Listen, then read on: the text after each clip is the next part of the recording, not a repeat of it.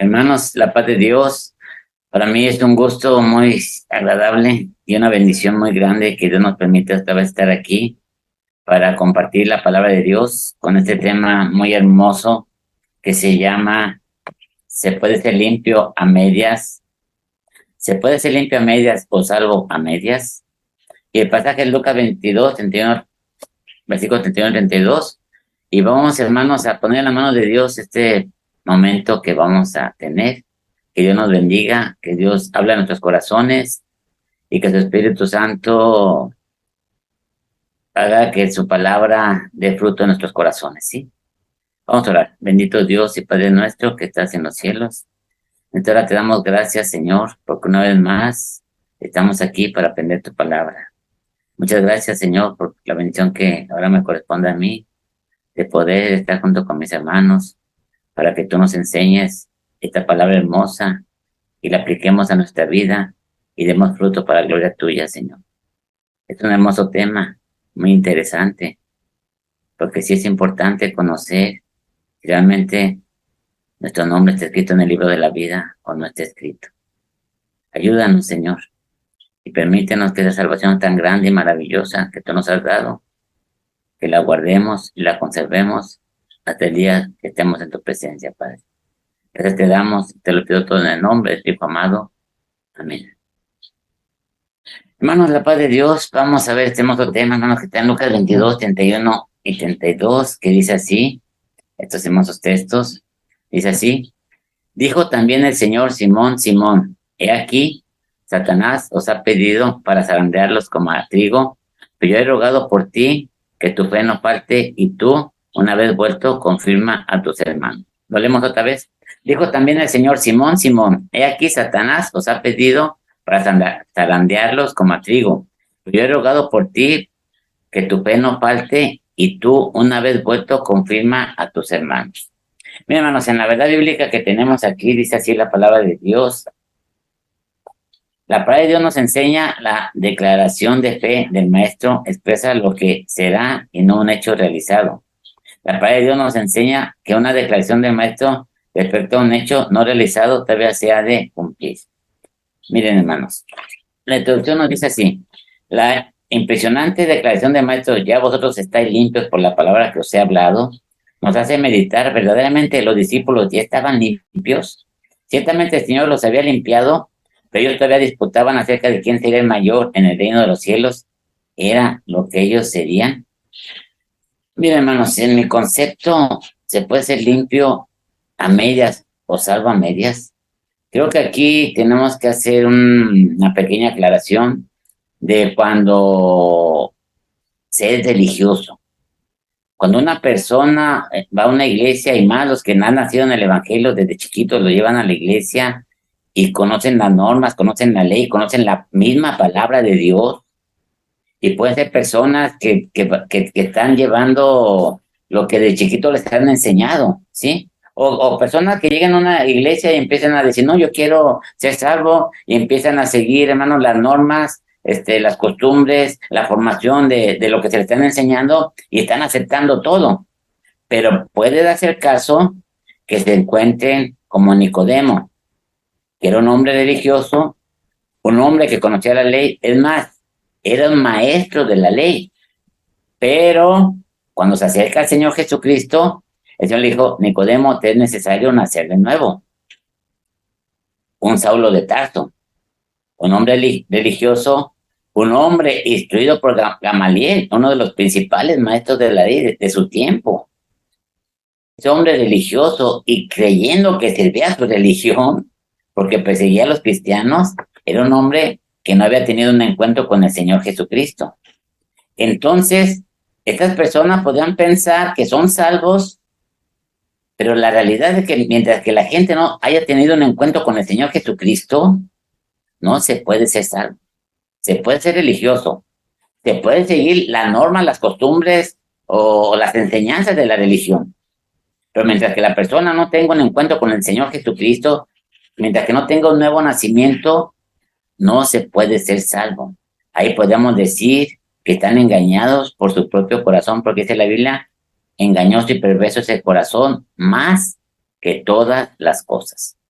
Entonces, aquí, si una persona religiosa, yo se lo he dicho mucho a los secundarios y jovencitos que han nacido en el Evangelio, que tienen que tener un encuentro con el Señor, porque yo así lo experimenté. Yo nací también de chiquito, yo tenía 4 meses cuando mi mamá empezó a ir a la iglesia, el Señor la salvó, yo iba en brazos, y nunca, en mi mente, nunca he ido a otra iglesia que no sea la iglesia donde pertenecemos. Pero hasta los 21 años conocí al Señor. Ahí el Señor entró en mi vida y ahí experimenté el nuevo nacimiento. Ahí experimenté cuando el Señor Jesucristo dice que nos da un espíritu de amor, de poder y de dominio propio. Y ahí experimenté el perdón de mis pecados. Ahora, ¿se puede ser salvo a medias? No se puede ser salvo a medias, porque dice la palabra de Dios que la sangre de Jesucristo nos limpia de todo pecado. Toda persona cuando venimos al Señor, venimos sucias, venimos, pues como dijo Pródigo, hermanos, con trapos, inmundicia, con pecado. Pero a todos el Señor Jesucristo nos deja blancos como la nieve, nuestro corazón queda limpio porque la sangre de Jesucristo nos limpia de todo pecado. Así la persona haya llegado con mucho vicio, con mucho pecado, con mucha maldad, la sangre de Jesucristo hace una limpieza total para todos en igual. No deja más blanco uno, más blanco otro, no. A todos, hermanos, nos salva, nos limpia. Ahí entra también, ya cuando se llama la santidad posicional, cuando Jesucristo entra y mora en su corazón, nos da su Santo Espíritu y empezamos a manifestar los frutos del Espíritu Santo. Pero en esto también hay un gran peligro. Se le llama en la Biblia cristiano carnal o un cristiano niño. Es el cristiano que ha experimentado la salvación, que el Señor Jesucristo entró, limpió con su sangre preciosa su corazón, le dio su Santo Espíritu, como a todos lo ha hecho. Dios no hace excepción de personas. Entonces ahí entendemos, hermanos, que todos es por igual. Pero en la santidad progresiva hay cristianos que no desarrollan por una causa o por otra, pero no empiezan el desarrollo normal que tenemos que tener todos los hijos de Dios. Y les he dicho que es como cuando un arbolito está en un huerto y empieza a crecer y se empieza a llenar de plaga.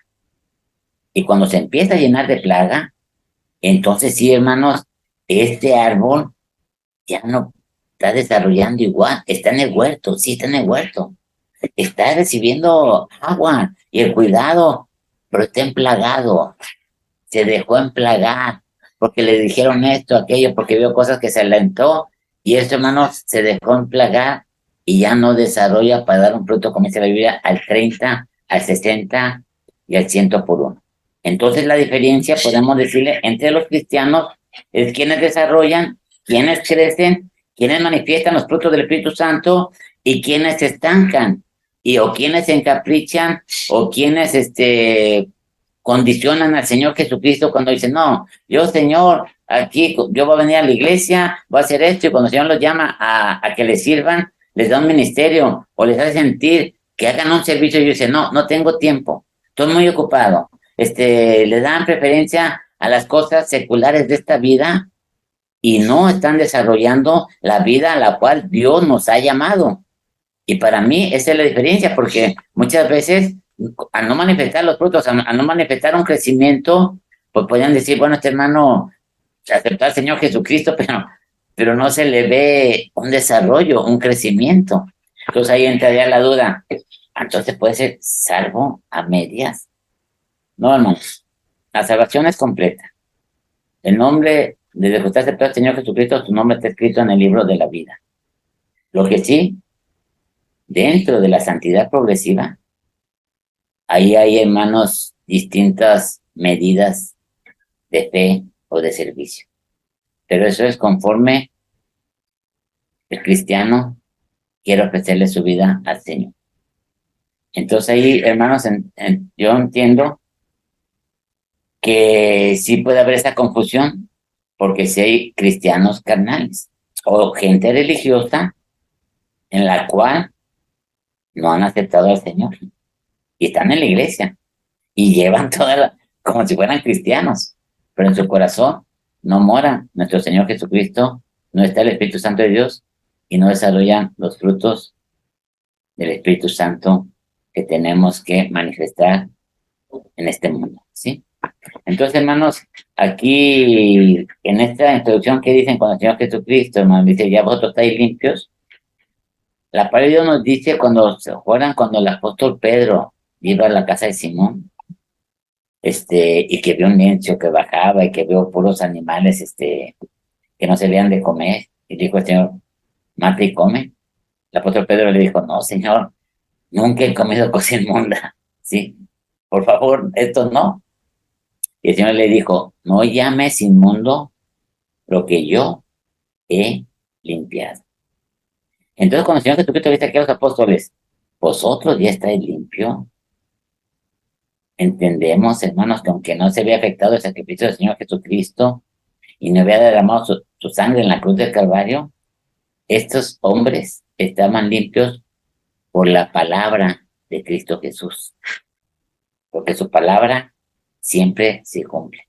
Y si él dice, ya están limpios por la palabra que os he hablado, si el Señor lo declaró que están limpios, no tenemos que tener ninguna duda que ellos ya estaban limpios.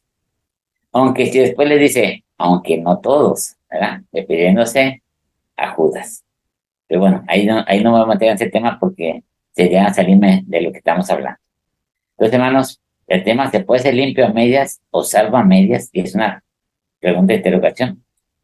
En el Pentecostés, hermanos, en Hechos 2:44, dice la palabra de Dios que ya llegó el Espíritu Santo en Hechos 2, dice que ya todos tenían todas las cosas en común, dice así, Hechos 2:44. Todos los que habían creído estaban juntos y tenían en común todas las cosas.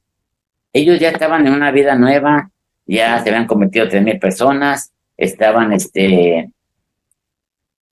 viviendo una etapa nueva de la vida cristiana, ¿sí?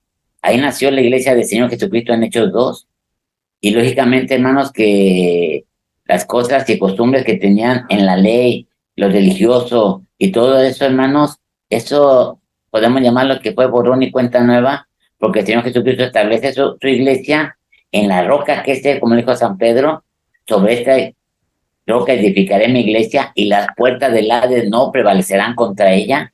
Ahí vemos el nacimiento de una iglesia cristiana fortalecida y una iglesia que viene el Espíritu Santo y toma a esos hombres, 120 hombres que estaban ahí en el Pentecostés, y surge, hermanos, la iglesia del Señor Jesucristo, y empieza la doctrina apostólica, la doctrina, hermanos, de nuestro Señor Jesucristo y de los apóstoles, y ahí, hermanos, nace, como nuestra revista dice, una nueva raza, ¿sí? Y esa iglesia de Dios, hermanos, ya está en todas las naciones, podemos decirle así, que en todas las naciones, y ha crecido y somos millones de gentes que hemos aceptado al Señor Jesucristo, que hemos sido lavados y comprados con su sangre, que hemos sido transformados y que podemos decir, como dice San Pablo a los Corintios, y que nuestro cuerpo es templo del Espíritu Santo de Dios. Entonces, ahí se inicia una iglesia, hermanos, que está preparada para testificar. Por eso el Señor Jesucristo les dijo, no salgáis de Jerusalén hasta que seáis investidos de poder. ¿Sí? Y entonces sí, cuando venga el Espíritu Santo sobre vosotros, me seréis testigos en Jerusalén, en Judea, en Samaria y hasta el último de la tierra. Entonces, vamos paso a paso. La salvación es desde el momento en que pedimos perdón a Dios y tenemos un nuevo nacimiento. Y es una salvación completa. Si en este momento la persona muere, su nombre está escrito en el libro de la vida y se va con el Señor. En el Pentecostés, esa gente que había recibido la palabra, esa gente que había sido limpia, esa gente estaba esperando la promesa del Señor cuando le dijo que no dejaría solo, sino que enviaría el Consolador, el Espíritu de verdad, el cual el mundo no le ve ni le conoce, pero vosotros le conocéis porque está en vosotros y mora en vosotros, estará con vosotros y mora en vosotros. Entonces ahí, hermanos, nace una iglesia que va a servir al Señor, una iglesia que el Espíritu Santo derramó los dones para que ellos pudieran ir a testificar a todas las naciones quién es Cristo Jesús y la obra redentora que el Señor Jesucristo trajo a este mundo, y que por la gracia de Dios llega a todas las personas, y en Cristo todos los hombres podemos tener la salvación. Entonces, hermanos, aquí yo diría que sí, que se fueron salvos porque eran limpios, pero que cuando viene el Espíritu Santo, y el Espíritu Santo los capacitó para salir a predicar el Evangelio. El Señor conoce lo que somos y lo que podemos ser hechos. Hechos 9:15, hermanos, dice así. Hechos 9:15. El Señor le dijo: ve, porque instrumento escogido me es este para llevar mi nombre en presencia de los gentiles y de reyes y de los hijos de Israel. Muy bien.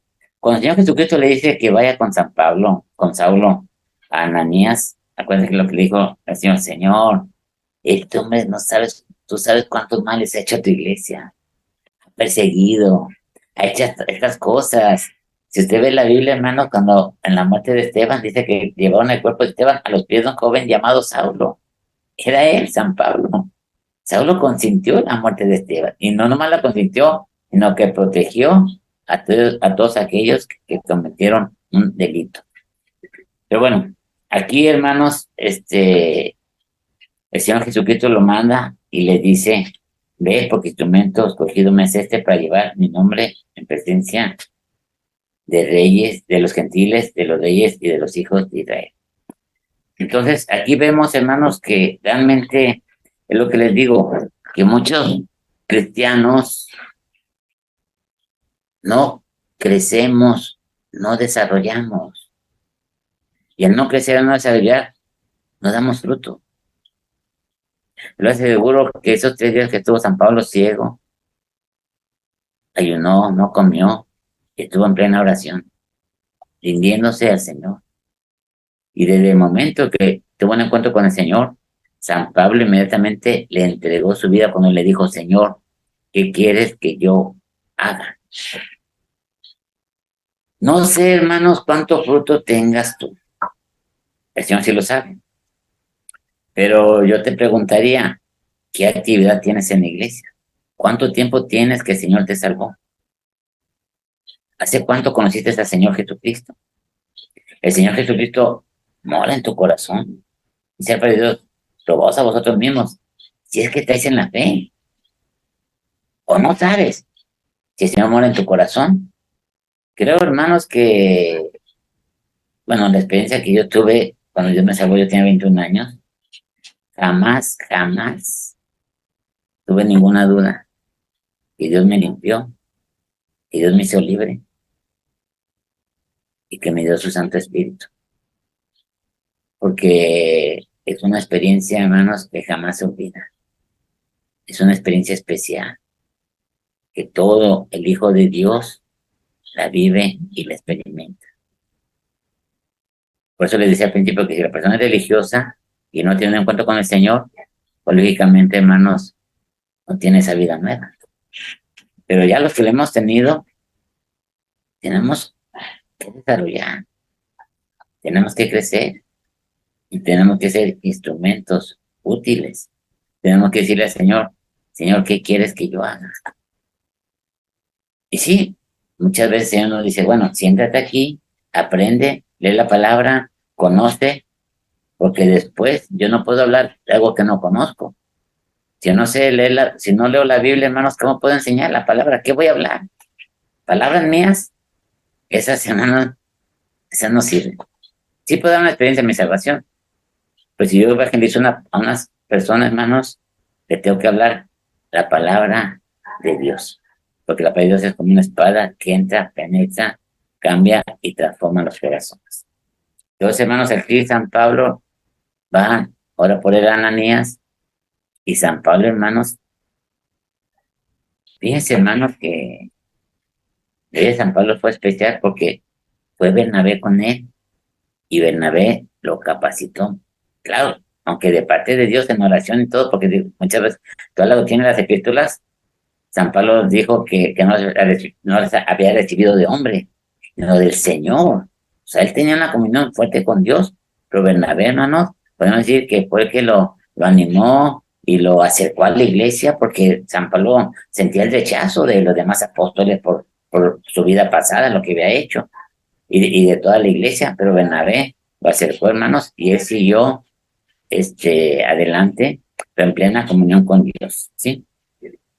El Señor somos lo que somos y lo que podemos hacer. Dice, el salvo y limpio logra la superación personal y familiar. Filipenses 4:13 dice así, todo lo puedo en Cristo que me fortalece. Todo lo puedo en Cristo que me fortalece. ¿Qué es esto, hermanos? Que miren, cuando conocemos al Señor Jesucristo, el Señor Jesucristo hace una labor, hermanos, primeramente en nosotros. ¿Se acuerdan el carcelero de Filipos? Cuando se acerca con el apóstol Pablo y con Bernabé y le dice, ¿qué debo de hacer para ser salvo? Cayó a sus pies al ver el terremoto y todo lo que pasó. Y San Pablo le dice, cree en el Señor Jesucristo. El primer paso es ese. Tú crees en el Señor Jesucristo. Tú acéptalo. Recíbelo. Y Dios va a hacer la obra en tu casa. Y ser salvo tú y toda tu casa. Bien. Entonces, hermanos, este es un punto importante. Porque después el carcelero llevó a San Pablo y a Silas a su casa. San Pablo y Silas predicaron y todos, dice la Biblia, fueron salvos. Pero aquí hay una cosa. ¿Por qué en nuestros hogares han pasado meses, han pasado años y nuestros hijos todavía no son salvos? Aquí, hermanos, tenemos que hablar con Dios directamente. O sea, digo directamente, me refiero a que necesitamos de parte de Dios escuchar una respuesta. Hay orar. Y si en oración no hay contestación de Dios, pues tengo que añadir ayuno. ¿Sí?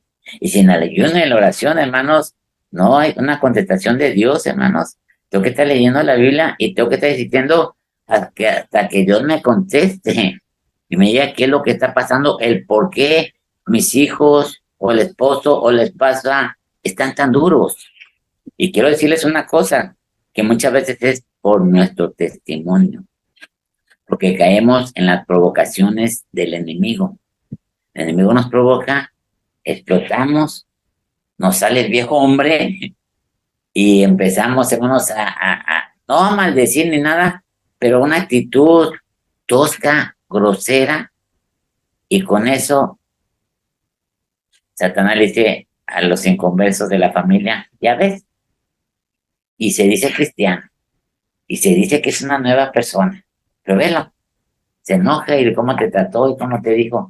Ahí, hermanos, tenemos que tener la seguridad de Dios para que el Señor, hermanos, nos permita manifestar el fruto. Puede que el fruto del Espíritu es amor, fe, templanza, mansedumbre. O sea, esos son frutos que tenemos que manifestar y primeramente a los de nuestra familia, ¿sí? Dice, la limpieza genera vida victoriosa. Salmos 19, 12 y 13. Dice así, Salmos 19, 12 y 13. ¿Quién podrá entender tus propios errores? Líbrame los que me son ocultos. Preserva también a tu siervo de la soberbia, que no se enseñoríe de mí. Entonces seré íntegro y estaré limpio de grande venida. ¿Quién podrá entender sus propios errores? Líbrame de los que me son ocultos. Miren, hermanos, muchas veces nosotros cuando Dios nos salva y nos quita el vicio del alcohol, de la drogadicción, de maldecir, de adulterio, de fornicación, pecados que yo le llamo fuertes o que nos separan de la comunión con Dios. Creemos que con eso ya estamos santos, estamos limpios. Pero dice la palabra de Dios, quítese también de vosotros la ira, el coraje, el enojo, la envidia. O sea, hay otras cosas, hermanos, que quedan en nuestra carne y que dice, tú ya tienes que luchar. Tú tienes que quitarse eso. No puedo, hermano, yo dejar que mi carácter me siga dominando la carne a mí. Sí, a veces decimos, bueno, ya no me emborracho, ya no me gasto el dinero en cosas de pecado, de maldad. ¿Qué más puede pedir mi esposa y mis hijos? Hermano, te piden amor, te piden comprensión, te piden que manifiestes la paciencia, te piden que manifiestes el carácter de Cristo. Ellos quieren ver a Cristo en tu vida, o no mora Cristo en nuestro corazón.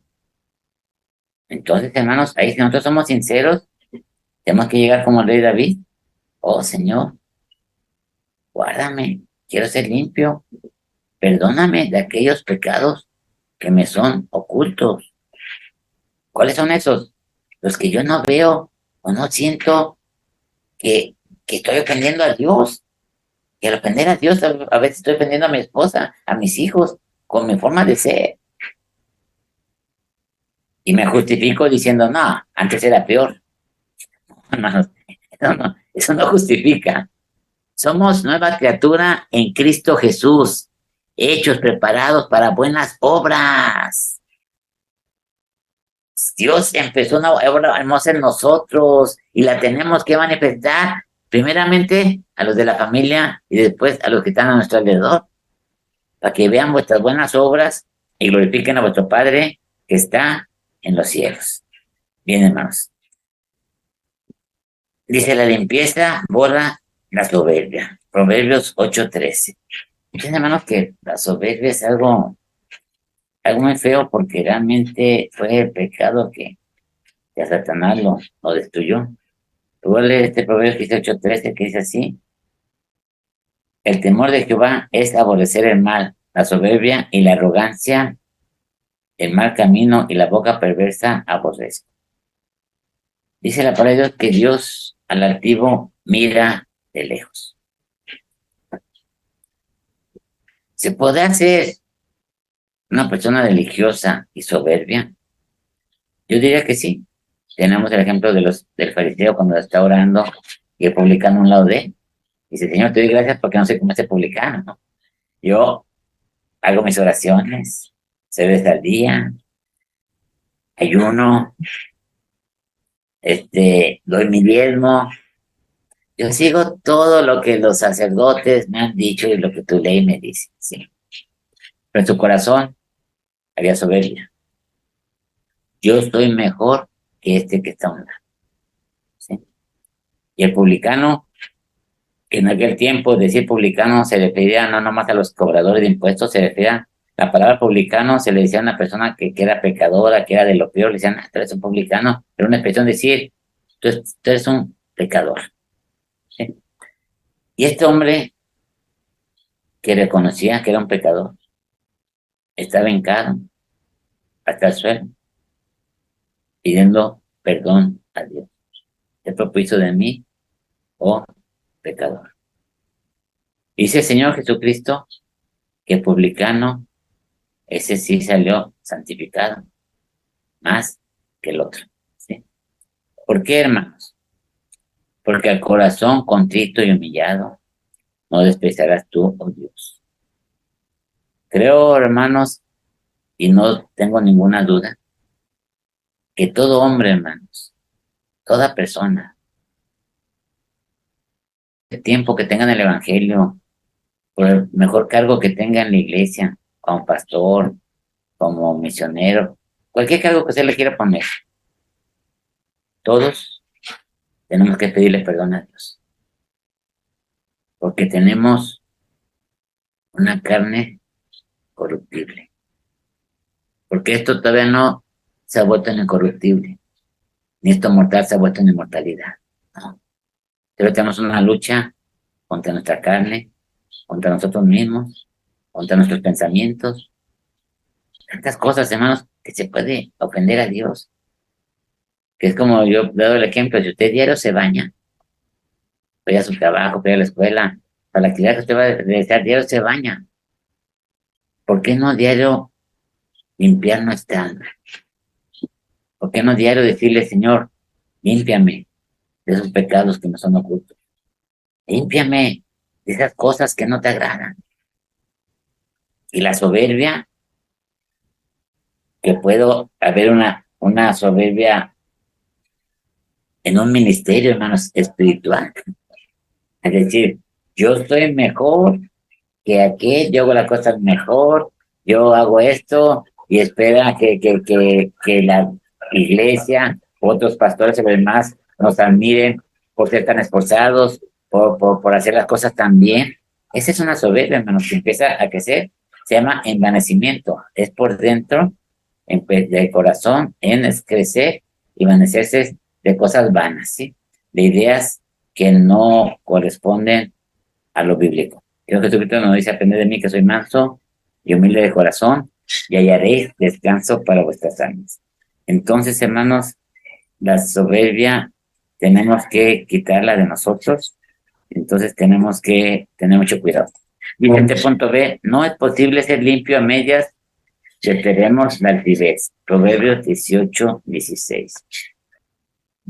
Antes del quebrantamiento es la soberbia, y antes de la caída, la altivez de espíritu. Mejor es humillar el espíritu con los humildes que repartir el fuego con los soberbios. Antes del quebrantamiento es la soberbia, y antes de la caída, la altivez de espíritu.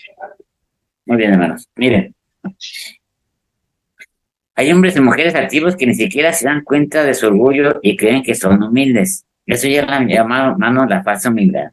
Y créanme, eso, tenemos que pedirle a Dios también eso: Señor, guárdame de una falsa humildad, porque el corazón es engañoso y perverso. Hay personas que pueden creer que son muy humildes, que son muy sencillas, y sí, visten con humildad, visten con sencillez, y andan con cara así como de que agachan su rostro y están apretando una humildad, hermanos, pero dentro de ellos hay un orgullo religioso. Hay un orgullo que dicen: yo soy mejor, yo soy el ejemplo a seguir. Hermanos, no permitamos eso. Pidámosle a Dios que tenga misericordia y que nos libre, que nos muestre. Me gusta mucho la oración que vimos hace rato de David: líbrame de mis pecados que me son ocultos. Cuando usted lee la Biblia, el Espíritu de Dios le va a mostrar, nos va a mostrar a todos nuestras fallas, nuestros errores, y qué es lo que tenemos que corregir para no caer en una falsa humildad. Dice: la caída y el quebrantamiento de la soberbia será inevitable y dolorosa. Que nuestra humildad sea genuina, que nunca se pervierta, permitamos que la palabra nos limpie. Entonces, sí, tenemos que tener mucho cuidado de querer mostrar algo exterior nomás, ¿sí? Fíjese que cuando usted ya no quiere agradar a Dios y nos enfocamos en Él: Señor, ¿qué quieres que yo haga? Y cuando Dios hace las cosas y Dios manifiesta su misericordia y lo que usted hizo para el Señor, usted ve que Dios lo bendijo grandemente.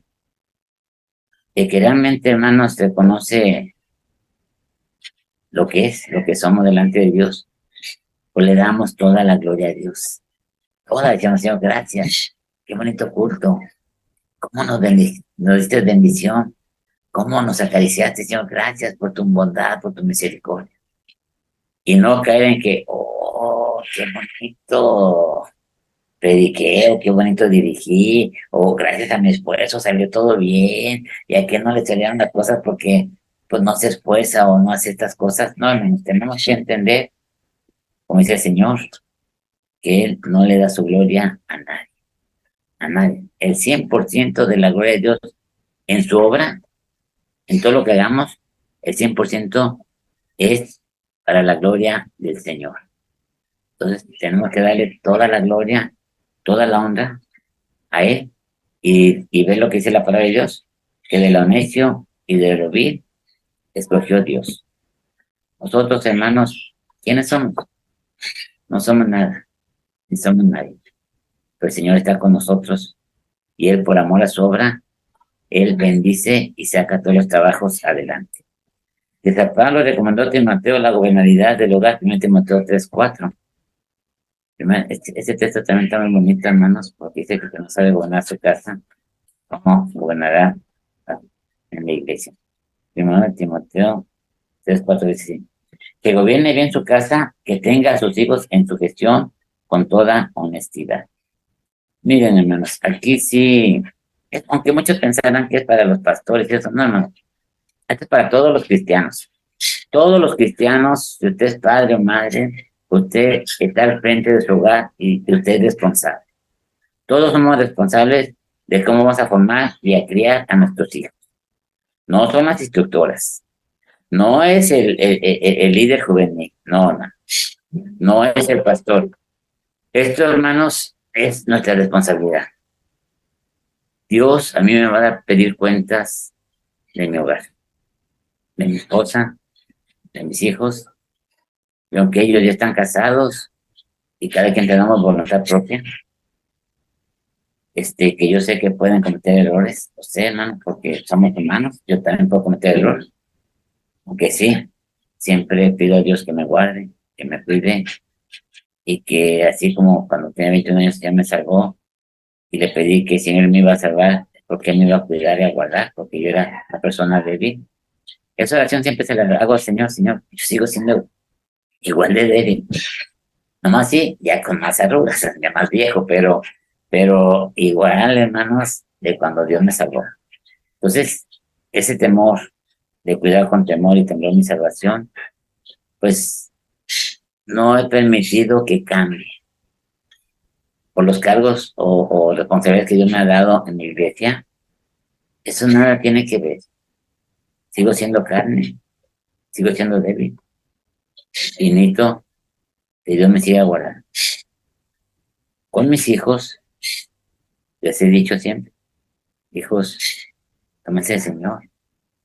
La mejor opción que ustedes tienen es el Señor. Nunca dejen al Señor, porque Satanás viene a destruir.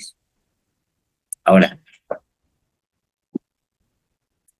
sí he pensado y digo, bueno, si Dios tuvo misericordia de mí, ¿por qué no lo va a tener de mis hijos? Y sí, hermanos, Dios en su misericordia me salvó, me guardó. Y yo pienso que mis hijos también, porque realmente nosotros somos 11 familias, mi mamá tenía que orar por 11. Y yo nomás tuve 3, yo nomás oro por 3, ¿verdad? Entonces, todos los días oro por ellos, todos los días le pido a Dios que los guarde, que los cuide, como hacía Job, que siempre oraba por sus hijos. Pero sé, hermanos, y estoy conscientes que son seres libres y que pueden tomar malas decisiones, como yo antes de conocer al Señor las tomé, pero confío en la misericordia de Dios. Y sí, no me quedo con brazos cruzados cuando veo que tengo que corregir. Tenemos que corregir, hermanos, con amor y con la palabra de Dios. Por eso antes de corregir a nuestros hijos, oremos, pidámosle a Dios su guianza para que nuestras palabras lleguen a su corazón de ellos. Y usted al citar la palabra de Dios, dice el Señor, mi palabra no volverá a mí vacía. Entonces, hermanos, pidámosle a Dios el buen gobierno. No dejemos, hermanos, que el cansancio, que digamos, ay, pues mi hijo, ahí después se entenderá, no, hermano. Y que vean pecado, que vean maldad, no. Ahí tenemos que ser estrictos, ser recios y hacer que se corrijan. Porque miembro de la familia que ande mal, se tiene que corregir, hermano. ¿Por qué? Porque tenemos que enfrentar al pecado, tenemos que enfrentar esa maldad. Y sí, los hijos se corrigen las cosas en el hogar y sigue adelante. No hay nadie imperfecto, no hay nadie que no tropiece, dice la Biblia, dice el mismo Señor, imposible que no haya tropiezos. Nosotros tenemos que entender que el Señor Jesucristo vino para deshacer toda obra del maligno. Entonces, toda cosa que Satán se ha hecho en un hogar, tenemos que orar y que sea destruida para la gloria de Dios. Y seguir adelante, porque como familia tenemos que llegar todos al reino de los cielos, ¿sí? Como Dios nos vaya llamando, pero tenemos que hacer eso, ¿sí? que un jefe de familia no puede conducir a su familia a la presencia del Señor cuando él ya no tiene la cercanía con Dios. El alivio vendrá y se humilla ante el Señor. Bueno, ese es el último punto, hermanos. Yo aquí me gusta poner mucho el ejemplo de Noé, porque Noé tuvo 3 hijos y lo que me admira de este hombre, que cuando le dice a sus hijos que van a hacer un arca y que duran años haciéndose, la gente burlándose de él, la gente diciendo, ¿cómo que va a haber un diluvio si ni siquiera, hermanos, estaban en un lugar y una arca que no estaban cerca ni siquiera del mar, y una arca con esas dimensiones y el tiempo que tardó en hacerla? Yo me admiro de que sus hijos le creyeron a Noé. ¿Por qué? Porque sabían que sus hijos tenían comunión con Dios. Que nuestros hijos no ven que nosotros tenemos comunión con Dios, que no ven en nosotros, hermanos, una vida cercana de Dios. Por más cosas que le digamos, o más cosas que hablemos, hermanos, nuestras palabras quedan vacías. Porque podemos expresar una cosa, pero vivir muy distinto. Y con Noé no, con Noé sabían que era un hombre de Dios, sus hijos. Y esto es muy hermoso. Que nuestros hijos vean que nuestra comunión es verdadera con el Padre y con su Hijo Jesucristo. Entonces, hermano, la salvación no tiene que ser a medias nomás para nosotros, ni para nuestra familia. Unos hijos que sí, otros hijos que no, no, hermanos. La salvación tenemos que ir, perdón, me excepcioné, pero por todo el paquete. Todos nuestros hijos, nuestras hijas, nuestros nietos tienen que ser salvos. Y esto, hermanos, corresponde a nosotros. Luchar, pelear y pedirle al Señor salvación. Pero, primeramente, tenemos que brillar. Hacia el hombre vuestra luz delante de los hombres, para que vean vuestras buenas obras y glorifiquen a vuestro Padre que está en los cielos. Hermano, no sé cómo está tu vida personal con Dios. No sé cuánto fruto estás llevando delante del Señor. Tú lo sabes, Dios lo sabe. No sé si te quieres presentar como el talento, con un solo talento, o quieres trabajar y presentarte con varios talentos que lo multiplicaste. ¿Cómo te quieres presentar? Dice el Señor que la buena tierra dio fruto al 30, al 60 y al 100 por uno. Yo te preguntaría, ¿qué estás haciendo, hermano? Y si estás haciendo algo, ¿no estás en una falsa humildad, con soberbia religiosa? Porque acuérdense que el fariseo cumplía todas las exigencias de su religión. Nicodemo, Saulo de Tarso, estaban cumpliendo, pero no tenían al Señor en su corazón. ¿Cómo estamos, hermanos? Yo te diría que siguiéramos el ejemplo del rey David cuando dice, Señor, líbrame, perdóname de esos pecados que me son ocultos. Y si viene la soberbia, la falsa humildad, que Dios nos perdone, que la quite. Y que podamos decir, como el mismo rey David dice, Jehová cumplirá su propósito en mí. Vamos a orarnos. Bendito Dios y Padre nuestro que estás en los cielos. En esta hora, Señor, te doy gracias, porque la salvación que tú has traído, Señor, es completa y es total. Tú no haces nada a medias, Señor. Tú viniste, cambiaste y transformaste nuestra vida, Señor. Por más que pecaminosa que haya sido, tu sangre nos ha limpiado de todo pecado, Señor. Y nos diste tu Santo Espíritu, y nos diste tu palabra, Señor, para santificarnos, para crecer, para desarrollar, para dar fruto, para que tu nombre sea glorificado en todas las cosas, Señor. Ayúdanos, oh Dios, a crecer. Ayúdanos, Señor, a ser instrumentos útiles en tu obra, Padre Celestial. Que podamos decir, como el apóstol Pablo, ¿qué quieres que yo haga? Guíanos, Señor, y permítenos brillar delante de nuestras familiares, para que vean, Señor, que tú moras en nosotros, que nuestra comunión es verdadera, que verdaderamente somos tus hijos, Señor, y que verdaderamente nuestra vida, Señor, nos esforzamos para agradarte, Padre Celestial. Y que en las cosas que nos equivocamos, Señor, rectificamos, porque sabemos que es imposible que no haya tropiezo. Pero nos levantamos, Señor, y seguimos adelante en tu nombre, oh Dios. Bendice a mis hermanos, bendice a nuestras vidas, y que la salvación, Señor, también sea completa en nuestros hogares. No que sea la mitad de los hijos, sí, la otra mitad no, no, Señor.